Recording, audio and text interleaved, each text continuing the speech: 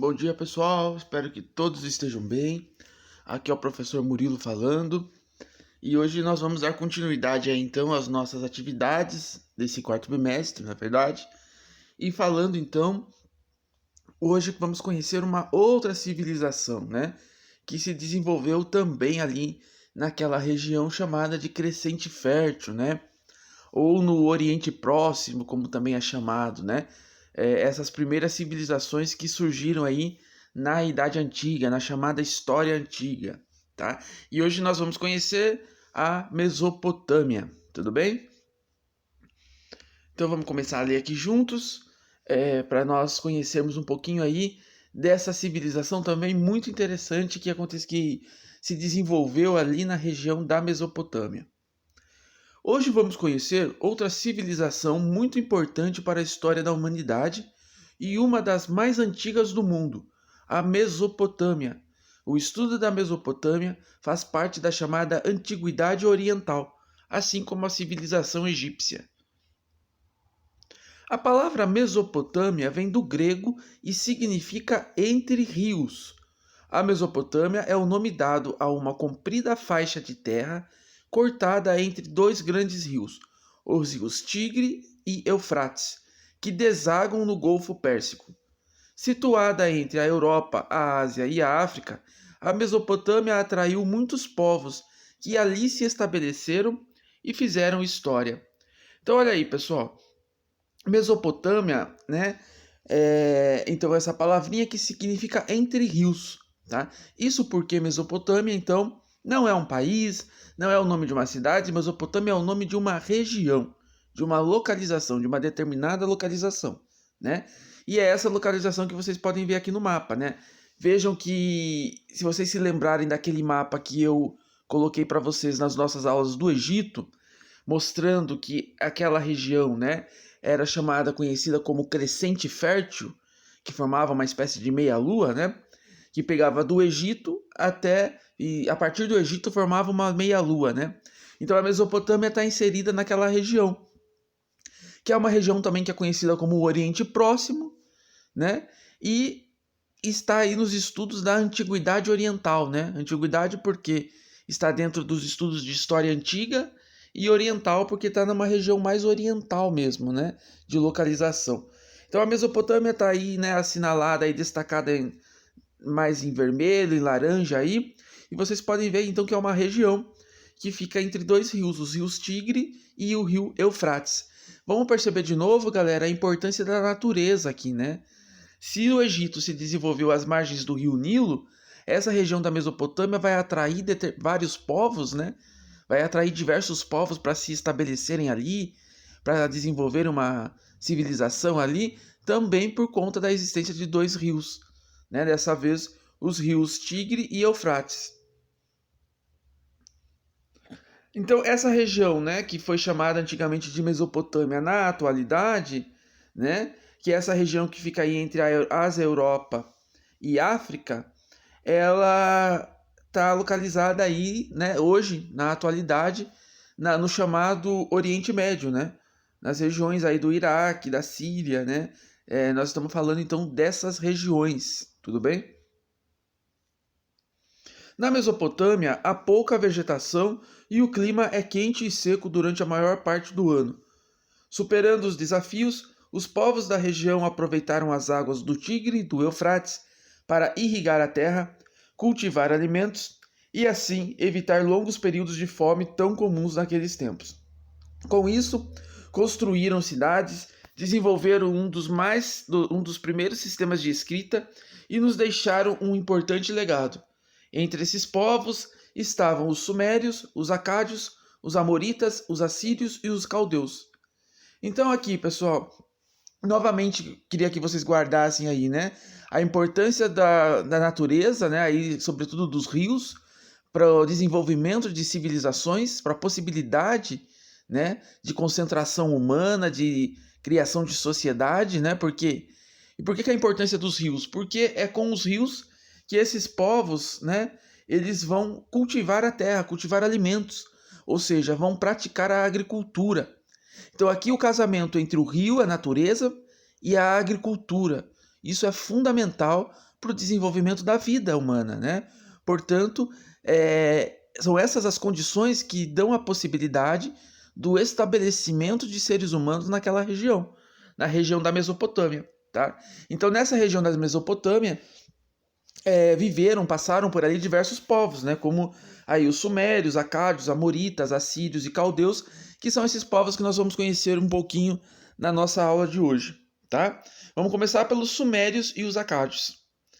Há cerca de 4.000 anos antes de Cristo, os sumérios estabeleceram-se no sul da Mesopotâmia e formaram importantes cidades, a exemplo de Ur, Uruk, Eridu e Lagash.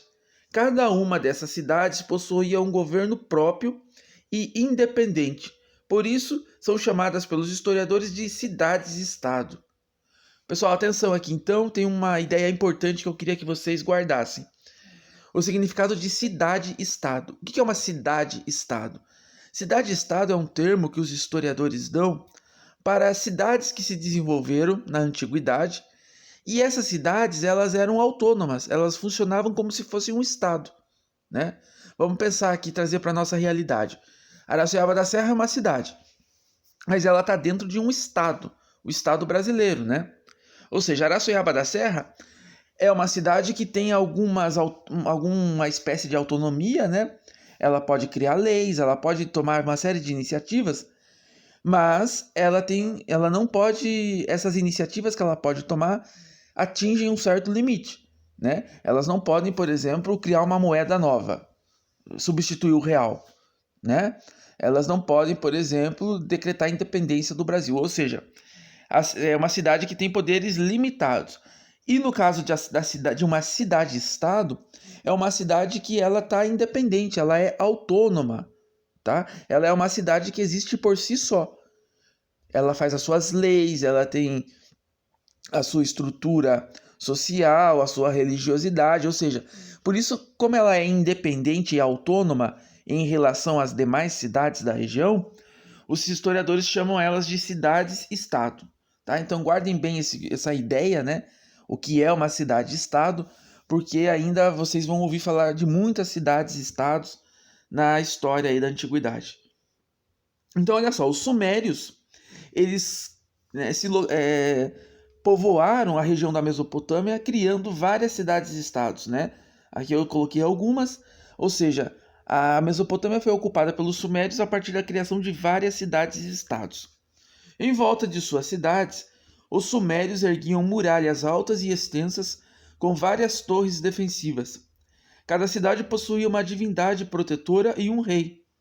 O rei era visto como servidor da divindade e governava a partir de um palácio. Nos arredores da cidade ficavam os pomares, as hortas e as áreas de cultivo. Dentro das cidades ficavam as casas, as ruas, as pontes, os templos religiosos, os zigurates e o palácio. Então, olha só, aqui está explicando como que funcionava aí a vida dos sumérios na Mesopotâmia, né?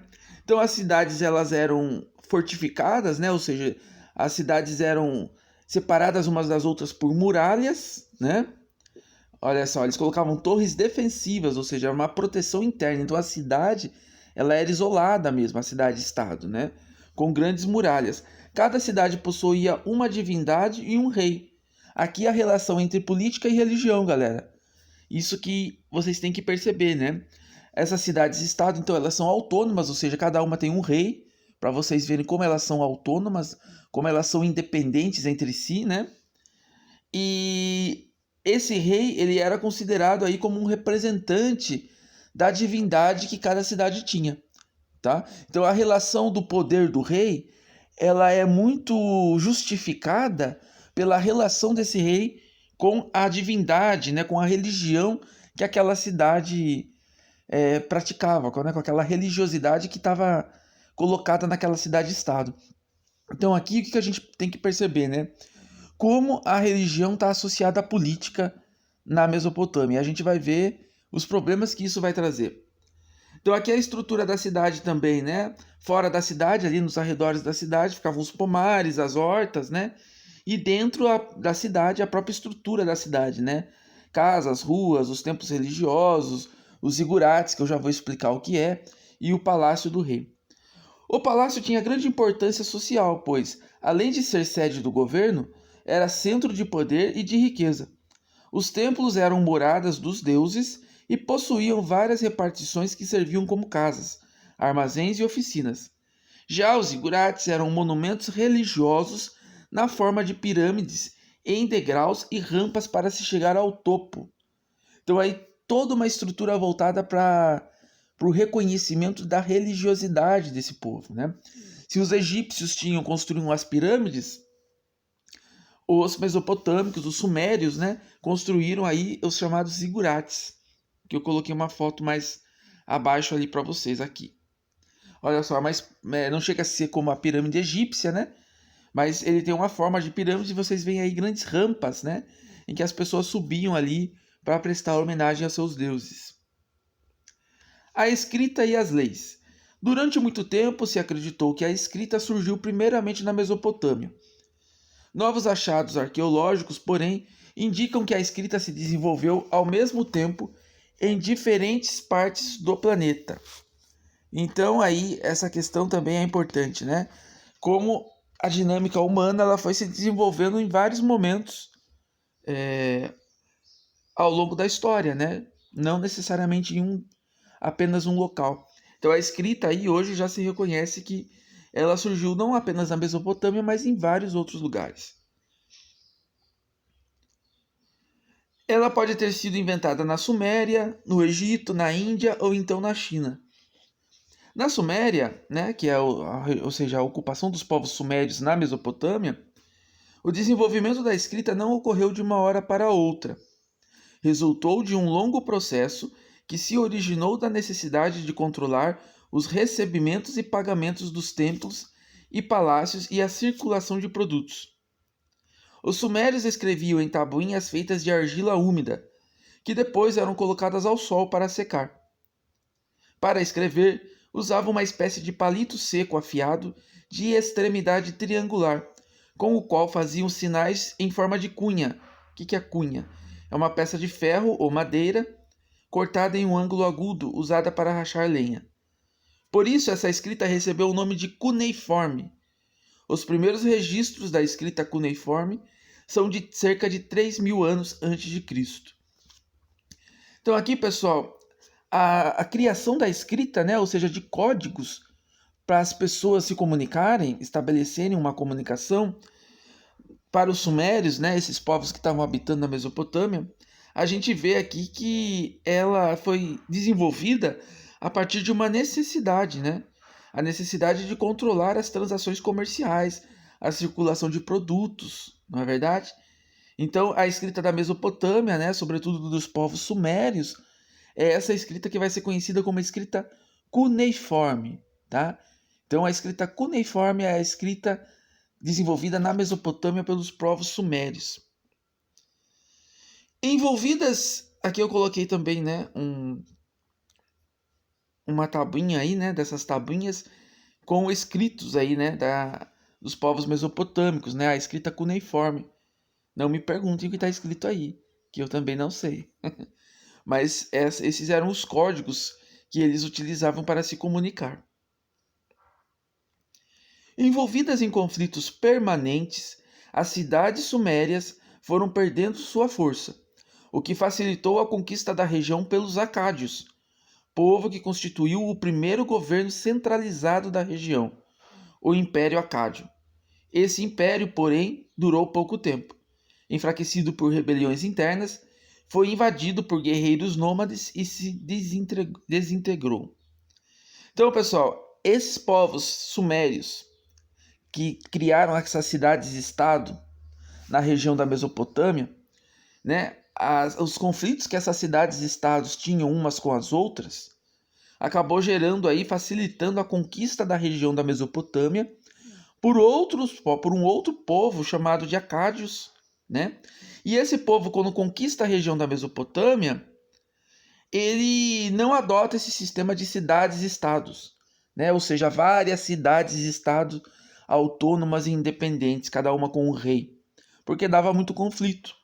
Então o que eles fazem? Eles centralizam o governo. Eles criam um império, o Império Acádio. Então aqui, pessoal, a diferença entre uma cidade-estado e um império. Uma cidade-estado é, como eu expliquei para vocês, um território, né, mais limitado, né, ou seja, uma cidade que é autônoma, é independente, né?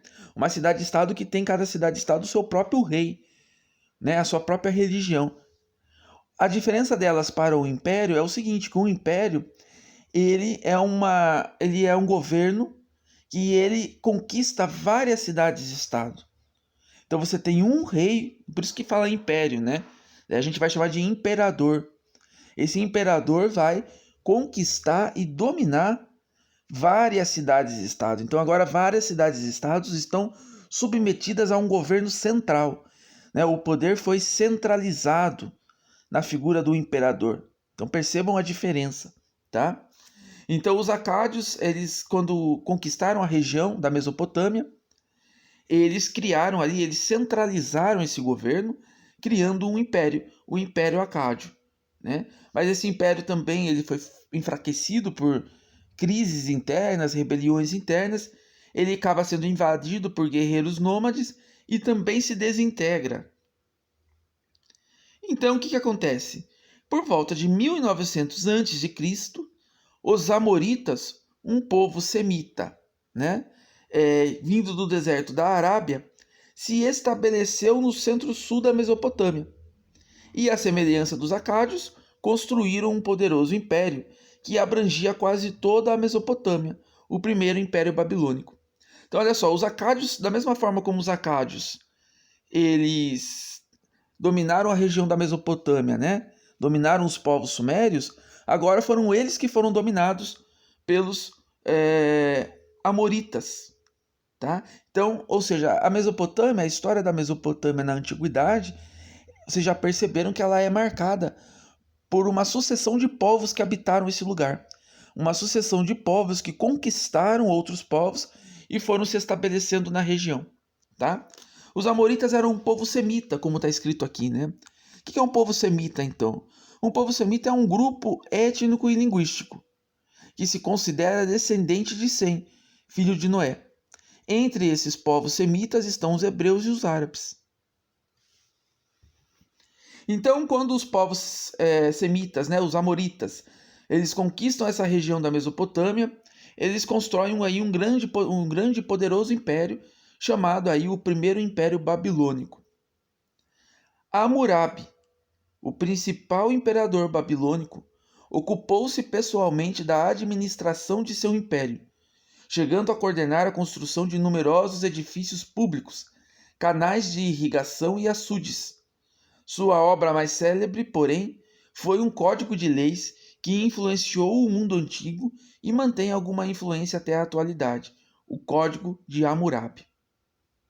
Então, pessoal, o Hammurabi foi o primeiro imperador do Império Babilônico, na Mesopotâmia, e ele ali tem uma administração, né, toda submetida ao seu poder, e ele chega a criar, então, um código de leis chamado Código Hammurabi.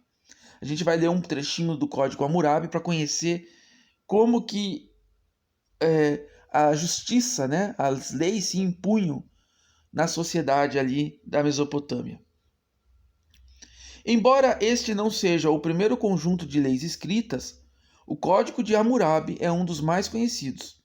Ele cria normas e leis em diversos campos da vida social e estabelece penalidades correspondentes para o que considera um crime.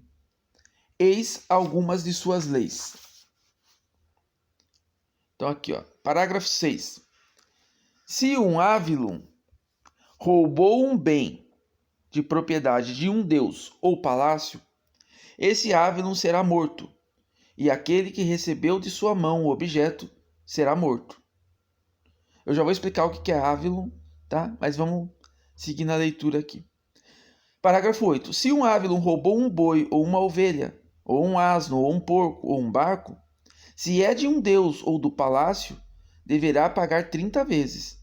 Se é de um musqueno, indenizará 10 vezes. Se o ladrão não tem com o que pagar, será morto. Então aqui, um Avilum é um homem livre, com cidadania plena, e um mísqueno é uma pessoa pertencente a um grupo social intermediário entre os homens livres e os escravos, ou seja, uma distinção social. O Avilum, né, está acima do Miskenum. Tudo bem? O Avilum é um homem livre com cidadania plena e o Miskenum está abaixo do homem livre. Ele está entre o homem livre e o escravo. Então é uma categoria de pessoas que viviam ali na Mesopotâmia que eram consideradas inferiores aos Aviluns. Ou seja, nós estamos falando de uma sociedade marcada por uma desigualdade social, em que pessoas eram consideradas melhores do que as outras. Tá? O Avilum é um homem livre, com cidadania plena, e o Miskenum ele é considerado inferior ao Avilum, tá? E superior aos escravos. Então, vejam aqui que, por exemplo, no parágrafo 8, né, o próprio conjunto de leis reforça essa distinção entre as pessoas. Porque ele fala que se o Avilum roubou alguma coisa de um deus ou do palácio, ele tem que pagar 30 vezes. Mas se o Avilum roubou de um Muskenum, ele já só vai ter que indenizar 10 vezes. Ou seja, é mais grave roubar alguma coisa do palácio do que roubar alguma coisa de uma pessoa que está dentro dessa categoria de Muskenum. Entenderam?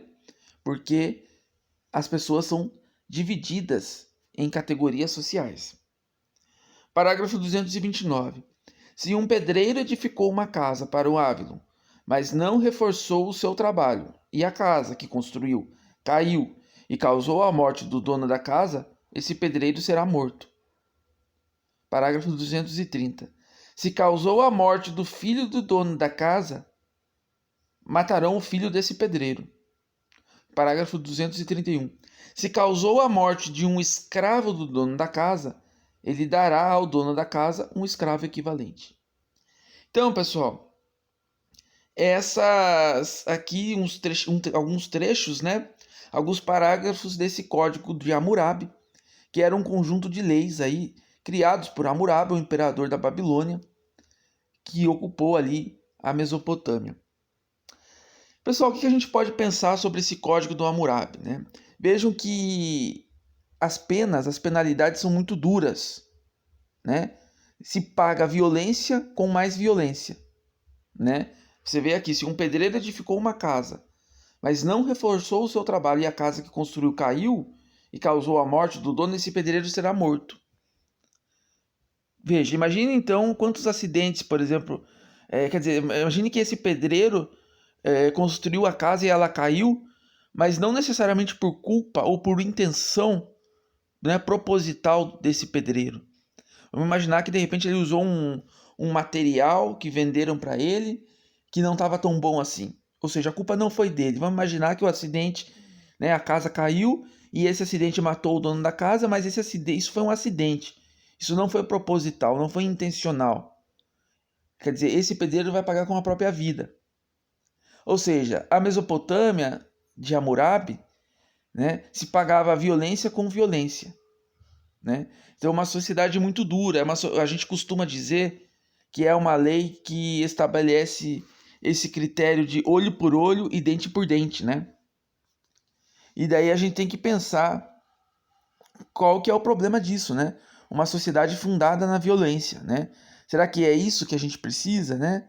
De uma sociedade fundada não na justiça, mas no justiçamento, né? Na violência como forma de corrigir os problemas, né?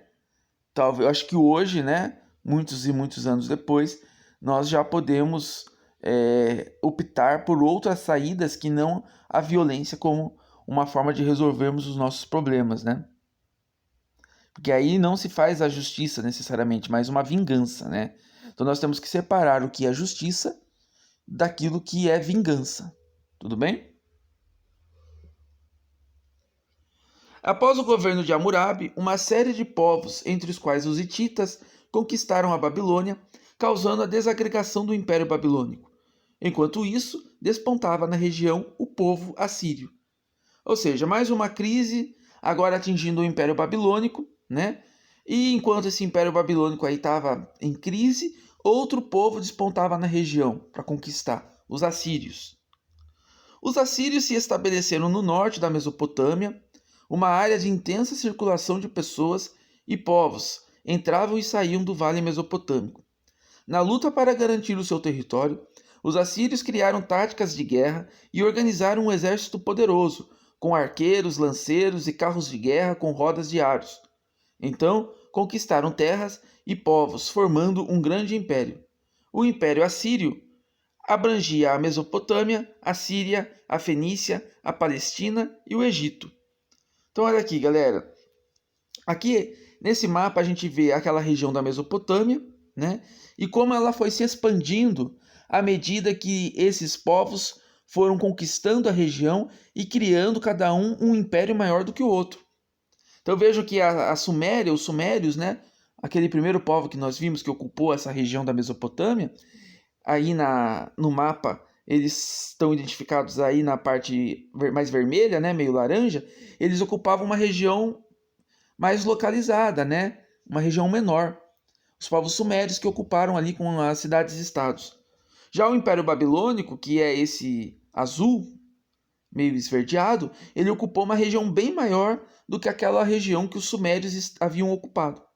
Já o Império Assírio, que se estabelece aí no primeiro milênio antes de Cristo, ele já expande a sua ocupação para um território muito maior do que a princípio ocupava esse primeiro Império Babilônico.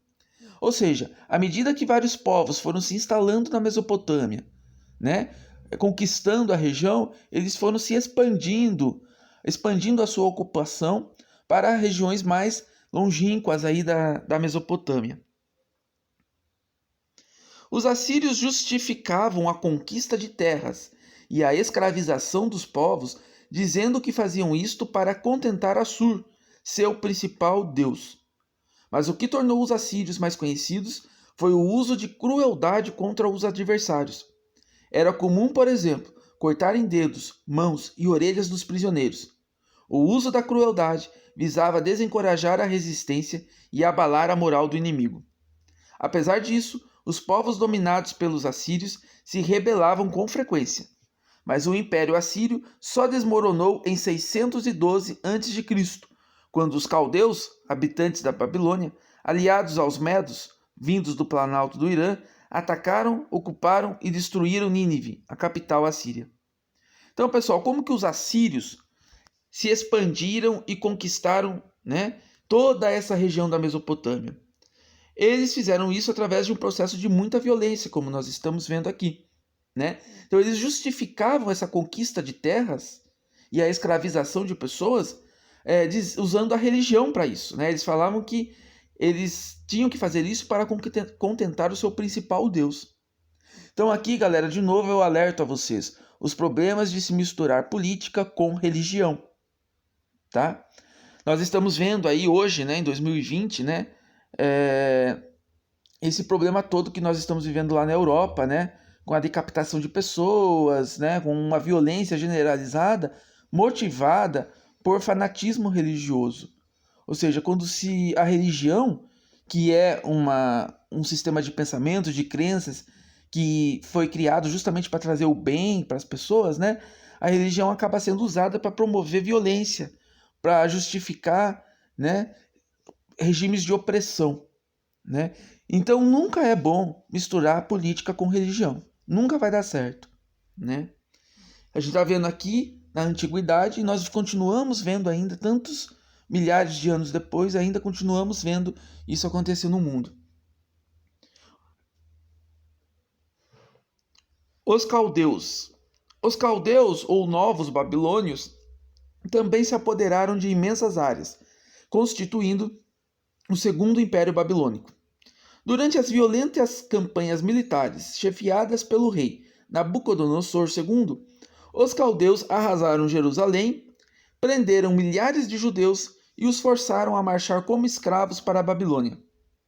Com as riquezas saqueadas dos povos conquistados, Nabucodonosor II coordenou a reconstrução da antiga Babilônia, que assim voltou a ser o principal centro político, econômico e cultural da Mesopotâmia. Os jardins suspensos da Babilônia teriam sido construídos no seu reinado, mas não há provas escritas e nem arqueológicas da existência de tais jardins. Como outros impérios mesopotâmicos, o novo Império Babilônico foi abalado por várias revoltas internas. Isto o enfraqueceu e abriu caminho para que os persas, chefiados por Ciro o Grande, o conquistassem em 539 a.C. Então aqui, pessoal, coloquei um mapinha também para a gente resumir tudo isso que a gente falou até agora. Nesse mapa, vocês têm aí a sucessão dos povos que ocuparam e conquistaram a região da Mesopotâmia, tá? Então aqui, ó, Los Habitantes da Mesopotâmia, né? Peguei um mapinha que está escrito em espanhol. Por séculos, Mesopotâmia foi invadida e dominada por distintos povos. A continuação que mostramos e o desenvolvimento das ocupações através do tempo. Então nós temos aqui primeiro os sumérios, depois os acádios, depois os babilônios, depois os assírios, depois os babilônios voltaram e por fim foram reconquistados pelos persas.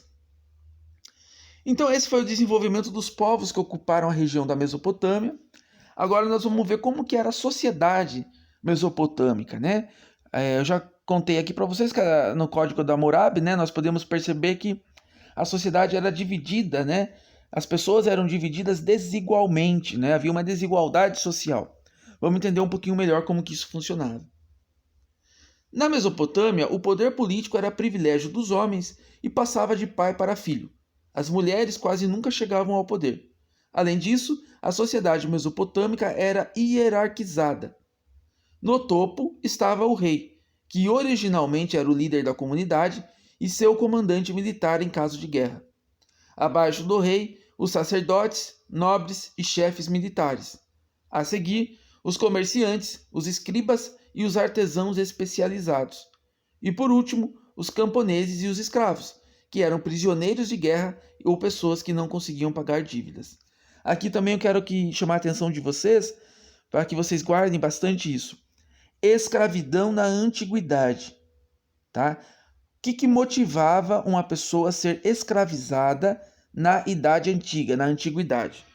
A escravidão se dava por pessoas que eram prisioneiras de guerra. Nós estamos vendo que aqui na Antiguidade, a Idade Antiga é marcada pelo estabelecimento de impérios, né? E uma das características de um império é procurar expandir a sua região. Nós vimos aqui na Mesopotâmia, né? Cada império que se estabeleceu procurou expandir a sua ocupação. E essa expansão se dá através da dominação de outros povos, né? Você tenta ocupar uma região que já está habitada. Então, quando se estabelece uma guerra de ocupação, né, promovida por um império que quer se expandir, essa guerra acaba fazendo escravos através de prisioneiros de guerra. Então, galera, guardem isso no coração de vocês. Escravidão na antiguidade é marcada por prisioneiros de guerras ou por pessoas que não conseguiam pagar dívidas naquela sociedade, e então elas acabavam sendo escravizadas como uma forma de se pagar as dívidas que ela não conseguiu pagar. Então, a escravidão na antiguidade está ligada a prisioneiros de guerras e pessoas que eram escravizadas para pagar dívidas, tá? Quero que vocês guardem isso porque mais para frente vocês vão notar que a escravidão que se estabeleceu, por exemplo, na história do Brasil, não tem nada a ver com esse tipo de escravidão. São formas de escravidão diferentes umas das outras, tudo bem? Então, a escravidão na antiguidade é demarcada por prisioneiros de guerra e pessoas que não conseguem pagar suas dívidas, e isso não tem nada a ver com o tipo de escravidão que vai se estabelecer muitos anos depois, né, centenas de anos depois, aqui no continente americano, inclusive no Brasil, tá? Então vai ter uma diferença aí. Então a pirâmide social dos povos mesopotâmicos, né? No topo da pirâmide o rei, os sacerdotes, militares, artesãos, camponeses e escravizados. Então percebam que é uma sociedade demarcada pela diferenciação social, né? Ou seja, assim como hoje nós temos desigualdade social, essa desigualdade social já vem desde que os primeiros seres humanos aí começaram a se estabelecer enquanto sociedade, né? Economia, campo e cidade. Os povos da Mesopotâmia dedicavam-se à agricultura, à pecuária, ao artesanato e ao comércio. Usando as águas dos rios Tigre e Eufrates, cultivavam cereais como cevada, usada na produção da cerveja, e o trigo usado para fazer pão. Além disso, plantavam também o linho e o algodão usado na confecção de tecidos. Nos espaços entre as plantações, cultivavam legumes como pepino, hortaliças como cebola e alho. Ao redor das casas, cultivavam frutas, especialmente a tamareira. Além disso, criavam ovelhas, cabras, porcos e bois, que também eram usados para puxar carroças. Jumentos para o transporte de cargas e carneiros, dos quais extraíam a preciosa lã. Os pastores trocavam seus produtos com os agricultores e ambos realizavam trocas com os habitantes das cidades. O comércio interno ligava o campo à cidade. Nas cidades mesopotâmicas havia um grande número de artesãos especializados, tecelões, carpinteiros, ferreiros, joalheiros, dentre outros, como comprovam as peças encontradas nos sítios arqueológicos do Iraque. Nas oficinas de palácio e templos eram feitos objetos de cerâmica, madeira e metal com acabamento refinado, que continuam sendo admirados até hoje. Mas, como a Mesopotâmia era pobre em pedras, madeiras e metais, organizavam-se expedições para buscar essas matérias-primas em lugares distantes, tanto a leste quanto a oeste. O comércio da Mesopotâmia com outras regiões era intenso. Seus mercadores percorriam longas distâncias, levando para outras regiões cereais, lã, tecidos, e na volta traziam diferentes produtos. Da Ásia Menor vinha a madeira, cedro e cipestre, do Egito vinham os metais, ouro e prata, e da Índia artigos de luxo, marfim e pérolas. Quase todo o comércio era à base de trocas. Parte da riqueza que circulava na Mesopotâmia era entregue ao rei, na forma de imposto, e aos sacerdotes, na forma de oferendas feitas aos templos. A população livre também era convocada a trabalhar em grandes obras como palácios, templos e canais de irrigação.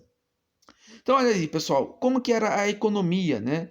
Vocês viram que na economia, os povos mesopotâmicos, eles se dedicavam aí à agricultura, né? Ou seja, ao cultivo de várias culturas agrícolas, né? Cevada, trigo, pepino, legumes, né? Vários tipos de culturas agrícolas, pecuária também, artesanato, e tudo isso era trocado, né? Pelo comércio. Então, uma coisa que também eu queria chamar a atenção de vocês é que, quer dizer, quando se inventou a agricultura, né? A partir da invenção da agricultura, que nós estudamos lá na Idade Média, começa o estabelecimento, a criação daquilo que a gente vai conhecer como economia, né? Por quê? Vamos imaginar que um determinado povoamento descobriu a agricultura e começou a plantar, a cultivar milho. Então o cara colhia lá muito milho, sei lá, muitos e muitos quilos aí de milho. E ele tinha milho muito mais daquilo do que ele necessitava para consumir, para sobreviver. Então o que ele fazia? Ele guardava o milho que sobrava. Ele não jogava fora, ele guardava. Um outro povoamento vizinho acontecia a mesma coisa, mas com batata. O cara lá tinha mais batata do que ele precisava. Então o que eles faziam com a sobra? Eles trocavam entre si. Então o comércio começa muito com as trocas comerciais, né? E a Mesopotâmia vai se dedicar a isso intensamente, né? E é o surgimento aí das relações econômicas, né? Na verdade, a economia não é nada mais, nada menos do que uma troca. Você troca algo por um produto. É que hoje nós trocamos o dinheiro por um produto, né? Mas tudo começou com trocas de produtos entre si. Então aqui, ó, além da agropecuária, os mesopotâmicos praticavam o artesanato e o comércio, tanto que mantinham relações comerciais com diversos povos que viviam nas regiões vizinhas. Então aqui um mapa, né, que mostra para a gente as relações estabelecidas pelos povos mesopotâmicos com regiões vizinhas, né? Olha só, na região da Ásia, trocas com os egípcios, né? Trocas com os persas, os povos persas, e os produtos que eles trocavam, né?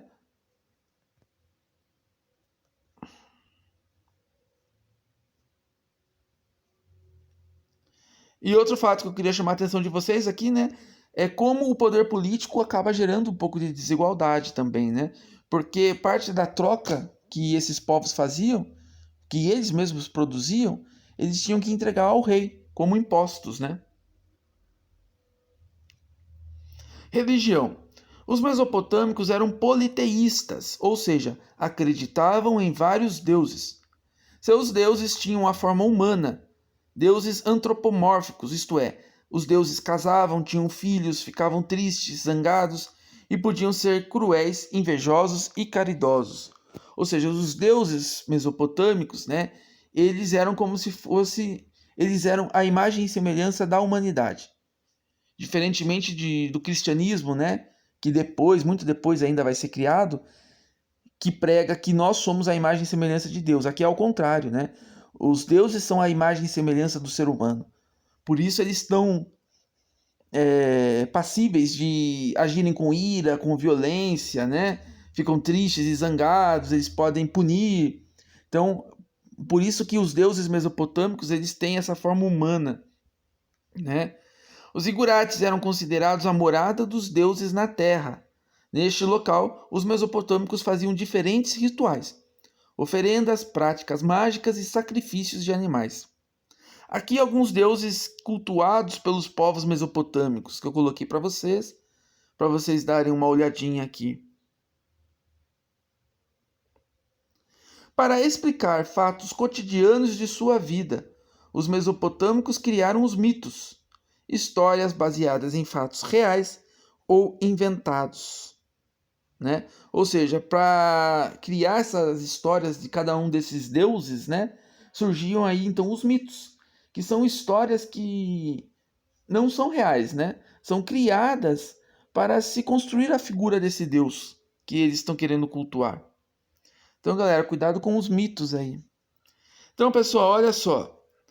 Aqui a gente conversou um pouquinho então na aula de hoje sobre os povos mesopotâmicos, né, sobre a Mesopotâmia, que é então essa região que foi ocupada ao longo da antiguidade por diversos povos, né, que também criaram, construíram uma grande civilização na região, assim como os povos egípcios. Então, pessoal, qualquer dúvida, leiam esse material, né, vejam aí esse vídeo e realizem aí as atividades, e qualquer dúvida vocês me chamem aqui para tirar essas dúvidas de vocês, tá bom?